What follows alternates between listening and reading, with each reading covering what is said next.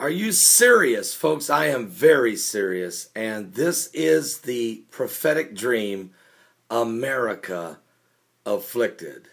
I received this dream Friday night as I was sleeping on the Sabbath during the Feast of Trumpets, September 26, 2014. Here we go. I revealed this dream last night on our live broadcast at PaulBegleyProphecy.com. Let's go now to the dream. Here's what the Lord moved upon me with. I woke at 2 a.m. after having this dream. It was a dream of such evil that it was hard to even fathom. The Holy Spirit moved upon me in this dream. It was so prophetic I couldn't wake myself up from it. It was, even though I wanted to. Did you ever have a dream you just wanted to wake up? I mean, I've had scary dreams. You have too. This is different. There was about 20 people, including myself and Sister Heidi. I recognized my Uncle Russell. He's my dad's brother. I looked around and my mom and dad was not present, but my Uncle Russell was. And he's 75 years old. Heidi was present, so was I. There were other people. I did not know them, but they all knew me, so I assumed they were people from the online church, followers on YouTube or from the online church. I kept thinking my dad would be there. But he didn't. I did not see him. Most of the people were in their 60s and 70s. Most of them, but some were younger. We were in a box van, packed in it. You know, one of those 15 passengers? Well, they had 20 of us in there, packed on the floor. We were like the youngest people there, Heidi and I were. We were in this box van. There were more of us than had seats, so we were sitting on the floor between the seats. These men were dressed in all black. They had black scarves on their heads and ski masks. The men were white, but they were Muslim. They took us into a house, and they took us into this house. It was laid out very similar to the house that I lived in when my dad was pastoring a church at Blue Sea, was the name of the church. And the house we lived in, this house was very similar in its layout. It wasn't the same house, but it certainly was very familiar. We were led into the house. These men were equipped with guns and knives. They led us through the front door. And we were appalled by what we saw. There were another 20 people laying in the floor in their underwear, and they were moaning and crying. They were reaching out to us, and they were groaning. They had chunks of their calves and the back of their thighs, their buttocks, and the fronts of their thighs and their abdomens, some even on the back of their arms, were chunks cut out. They were made to wear these floppy olive green hats. Looked ridiculous, sort of like Dumbo. We were in the kitchen. We were looking at these people laying in the floor that were in this front room. These people were then moved to another van. Some people, they had to carry them. Others just limped and shuffled out. Folks, I can tell you that when we saw this, what it was like was it's like someone had just flayed them, just cut chunks out of them. So they were bleeding, but they weren't bleeding to death. It was torture, it was torment, it was horrendous. They were moaning, they were crying, and they were praying. We were in the kitchen part of this house. We were looking at these people laying in the front room. These people were then moved to another van. And like we said, some were carried and some limped away. Then they split us up, men and women, in different rooms. They told us to strip down to our underwear. Then the men came out of the room first. We were instructed to get our own chairs, then to line them up by twos in single file. We did. I couldn't see the women, but then they did come out of the room. They hadn't come out yet. I realized we didn't want them to be in the front seats. So some of us sat down in the middle. My Uncle Russ was saying how horrible this is. He sat down behind me. Then the women came out of the room. They were weeping and they were frightened because we just saw the 20 they removed. These men didn't even speak. Some of the men were extremely frightened as well. Pastor saw me talking to Heidi.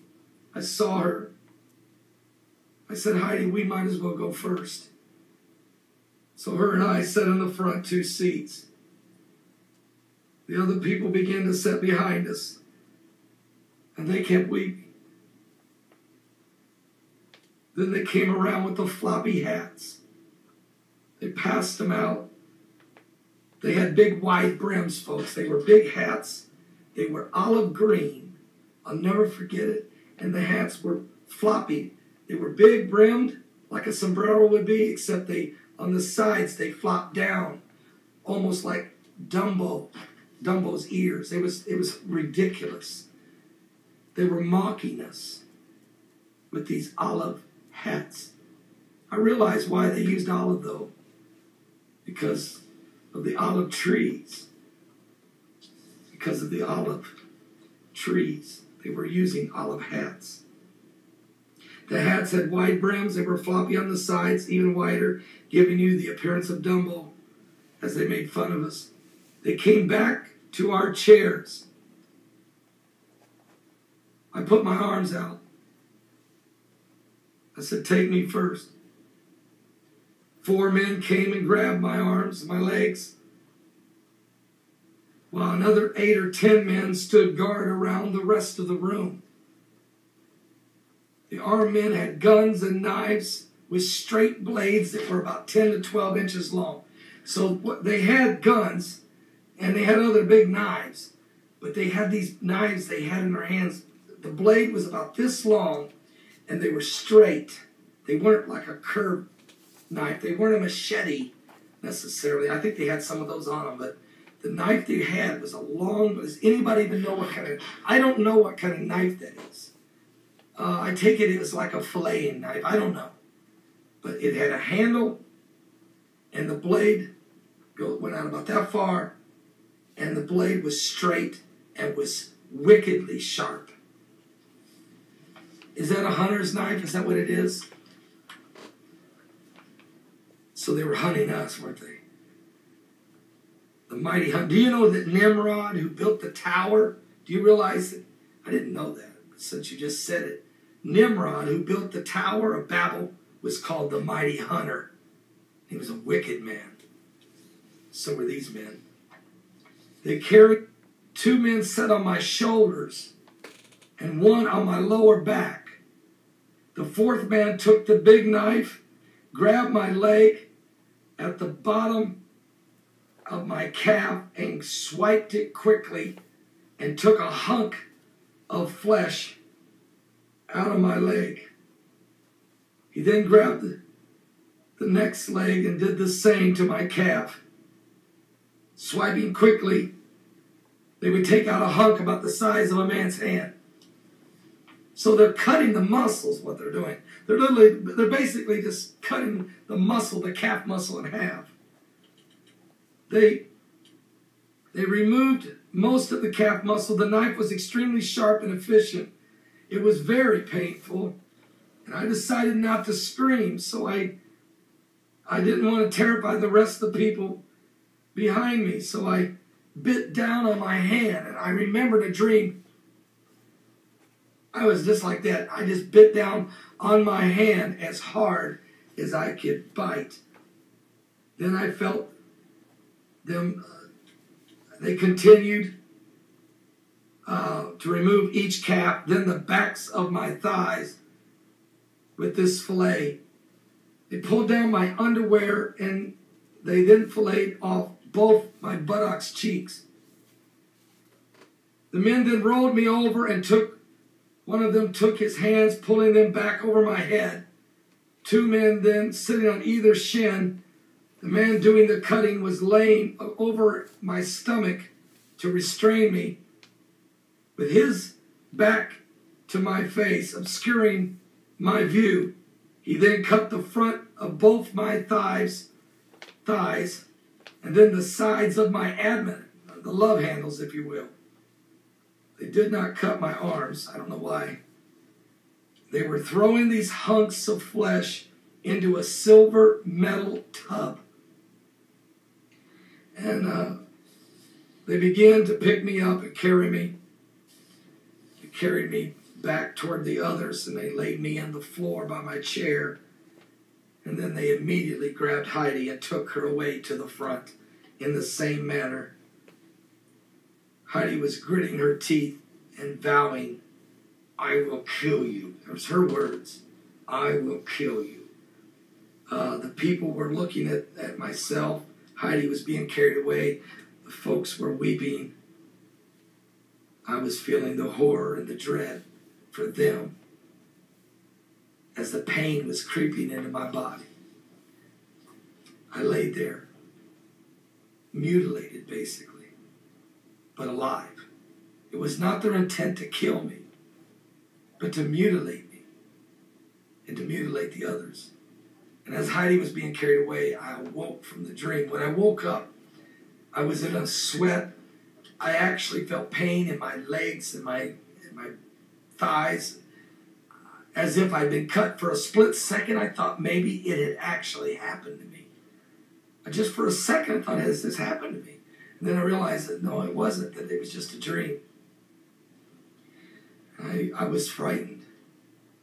I was afraid, but I just started to pray. Heidi was still sleeping over there. I hadn't disturbed her at all. And I started praying to God. I said, "God, what are you saying? Do we have to go through this?" The Lord said, "No, not everybody's going to go through this. But America is going to receive an affliction. America is going to be afflicted. The enemy is going to afflict America, and the enemy is going to come in many ways." Now, I already knew from 1994, folks, from the dream I had when I was actually loaded onto a bus and shipped out west, Arizona or New Mexico or somewhere, and was put into one of these internment camps and was housed in one cell with 6 men and one toilet. And we were made to go sort large mountains of garbage every day. And they fed us very little. And men were being beheaded and men were being murdered. And we seen this every day went on. And they even came and pulled me aside, and they wanted me to do a video to post. And at that time, in that vision, I didn't know anything about YouTube because there was no YouTube, but they wanted me to do some kind of video. So I assumed they were going to show it on television. They wanted me to renounce Jesus Christ. They wanted me to tell the Christians that, it was okay to go ahead and go along with whatever they lead you to do. And I refused to do this, and because I refused, they said, "All right," they beat me, but then they said, "We will execute one man every night till you do the video." And so I worked all day in the garbage. I knew what they were going to do. And when I came back to the cell, they came and they looked in the cell and said, "Pastor, are you going to do the video?" I said, "No, I'm not going to renounce Jesus." They said, "Then we will execute one of your men in this cell." And then they said, "Pastor, which one is it? You tell us which one you want us to kill." Folks, this is the mental cruelty, the spiritual cruelty. They knew a pastor's heart would never be to sacrifice another person.